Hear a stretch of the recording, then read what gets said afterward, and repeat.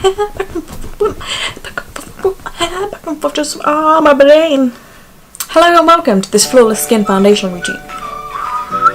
Little disclaimer is that of course we all have different skin types, so I found that this is what works for me, and you might think it's crazy, but let me just give you a bit of background on my skin type. So I have oily skin through here and then dry skin under my nose and normal cheeks. My cheeks tend to be well behaved, unlike the rest of my face, so I have a bit of everything really, and I've had to come up with something that works for everything, because usually when I use a foundation for dry skin, my T-zone will get super oily. If I use for oily skin, then I look like I have a moustache, which is not what I'm going for. And so yeah, I've had to work around those things, and I feel like I've created something which works well for everything, and I hope it can help you. So if you'd like to know how to, you know, flawless face, please keep watching. Okay, so first things first, of course you want to start off with a good skincare routine, because then when you put your makeup on, it will just go on that much smoother. So usually what I do is I'll first wash my face, and then I'll apply some of this serum from The Ordinary. It's the, can't read that, and Zinc. I'll put it in the description. This is just to help fight blemishes. Then next I'll just go in with this moisturiser, this Daily Essential Moisturiser SPF 50. So this is sunscreen and moisturiser by Alpha H, and I really like this one because, as I said, I've got quite oily skin around here, so usually when I put SPF on I'll just look like a greasy mess, but this one doesn't do that. And then last but not least, I go in with this eye gel from Body Shop. I think an eye cream is really important underneath makeup, because of course you don't produce oil underneath your eyes, so if this is dried out, then when you put concealer on top, it's going to look quite cakey, so you really want to moisturise underneath your eyes. So now the skincare's done, let's jump onto this. Okay, so primers. Of course there's like a million different primers out there that you could use depending on your skin type, depending on what type of finish you like. I'm using this one, the Lancome Pro Base Pore Eraser, but I've also used the Benefit one, that's really good, and I've heard that the L'Oreal one from the drugstore is also quite good. So I like to apply this one just down the centre of my face where my pores would be, like here, just to fill in any pores, and this also slightly mattifies the skin, makes it look nice and smooth like a baby's butt. And if you can call this a primer, well, it's underneath your makeup, so we'll just call it a primer, is this Chubby Stick Sculpting Highlight from Clinique. It's just a really like shimmery, can you see that? Like a shimmery, I guess it's a cream highlight, and I'll just put that on the areas that I would usually highlight. I'll just blend that one out with a beauty blender. But you could also use your fingers, of course. And that's the base done. I think a base for foundation is really important, because obviously it determines how your foundation is going to go on. So if you have any dry patches, you don't want your foundation to stick to that, and if your skin's quite dry when you're applying your foundation, it might look a bit cakey, so you want to make sure it's nicely moisturised and you have a good base. Okay, so of course the next step is going to be the foundation. I typically mix these two just because that's how I achieve my skin tone. I don't have the right colour for my skin tone, but you could just use one foundation of course. But you want to pick your foundation depending on your skin type.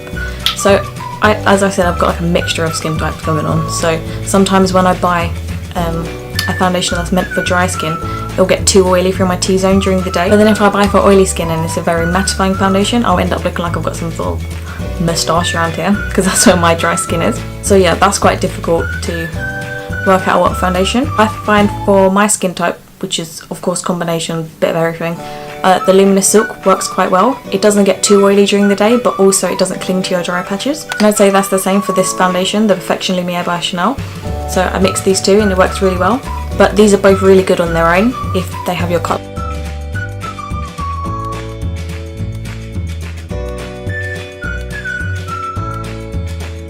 So I've just rubbed that on my face, and then I'm going to blend it in with a beauty blender. Or this is the Eco Tool sponge, but any sponge will do. And the trick with this step is don't press too hard, because if you press too hard with the sponge, you'll just blend out some of the coverage. So if you want a nicer coverage, then just press really lightly, like you're hitting yourself in the face with a cloud, as opposed to, I don't know, a ball. So you might have noticed that both of the foundations that I used are medium coverage. I like to go for medium because then you can go either way. You can sheer it out by adding some cream or something, or you can build it up to get a fuller coverage. So if you wanted a fuller coverage, you could just take a bit more and just go over the areas where you need it. And of course you want to take it onto your neck just so everything matches. Unless it's a perfect match, then you're lucky. You're too lucky. So next up is concealer. If I'm really trying to get that flawless base, I'll use two concealers. They're both from Tarte. So the Tarte CC Under Eye. This would just, it's like, you don't want to see, it's quite nasty.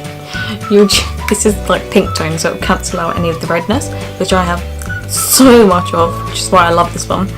And then I'll go over the top with the Shape Tape.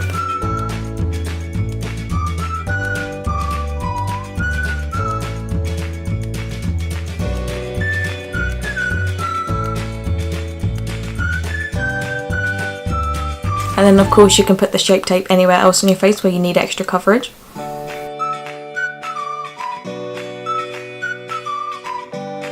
So I find doing it like this helps make it look a little bit more natural rather than using just a full coverage foundation when all of your face probably doesn't need it, only certain areas. I would also recommend letting your concealer sit on the areas where you want a bit of a higher coverage. It just means that it doesn't blend away as easily.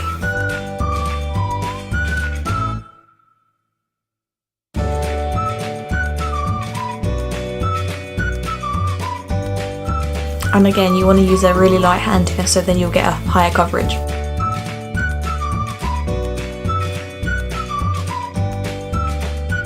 So of course now that's done, you want to set it so it doesn't move around your face during the day or crease up under your eyes.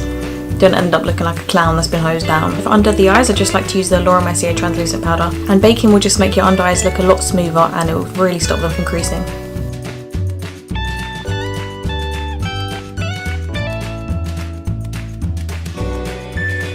And I also like to bake the areas of my face which tend to get a bit more oily, so around here.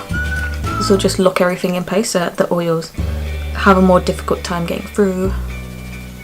Sorry oils, but no one wants you. Now that we look like Casper the Ghost, you can use this time that it's baking to do something else. So usually I'll go and fill in my eyebrow. So I'm going to go do that. Okay, so I'm back and I've just filled in my brows and I'm realising now I look crazy. That's fine, let's go with it. Now that it's been a good amount of time, about 10 minutes, you can wipe off the bake. And then if you want to, which I would recommend setting the rest of your face with powder because it just makes your makeup go on smoother on top, so your bronzer and stuff. I find that if I don't set the rest of my face, then when I put the bronzer on it can look a bit like choppy. So I'm just going to set with this MAC Mineralized Skin Finish. I like this one because it's not completely matte, so you still get a bit of luminescence, although my face is crazy matte at the moment. But we'll fix that.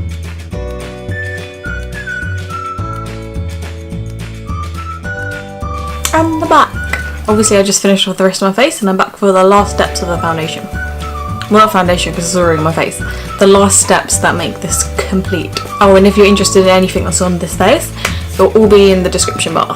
Okay, so the last step is, of course we've used a lot of powders and stuff on our face, so it can look quite cakey, it can look quite heavy. This one from MAC is what I'll typically use to get rid of the powdery effect.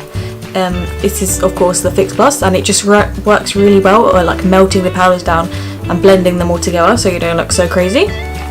And then I'll usually mix that with some of the De-Slick Setting Spray by Urban Decay. This is just oil control, makes your makeup last a bit longer. This works really well for the oily areas of my face, it keeps me matte for longer. So yeah, just spray these two.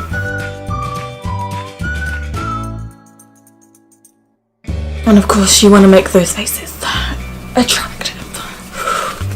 And then you just want to fan it dry so that your makeup doesn't start running anywhere. And yeah, both these setting sprays are really good because the mist is fine, so you don't end up with those little splotches on your face, which is the worst thing when you've spent so much time on your makeup and then it's ruined. Okay, finally, this is not a foundation step of course, but this is just a little add-in. If you really want an intense highlight, then if you put it on after your setting spray, it will really make it glow, pop, bubble.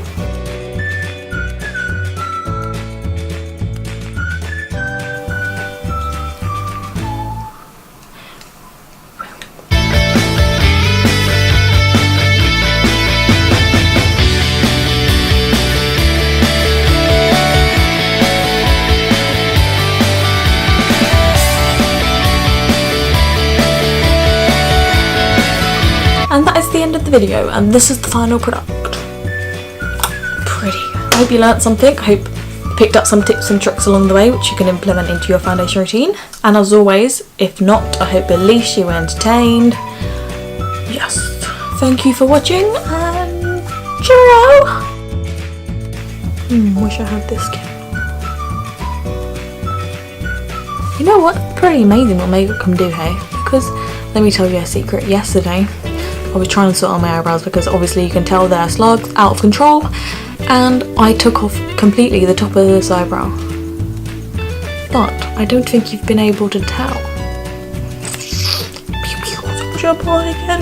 Watch me crack that. Watch me crack that Superman. Whoa.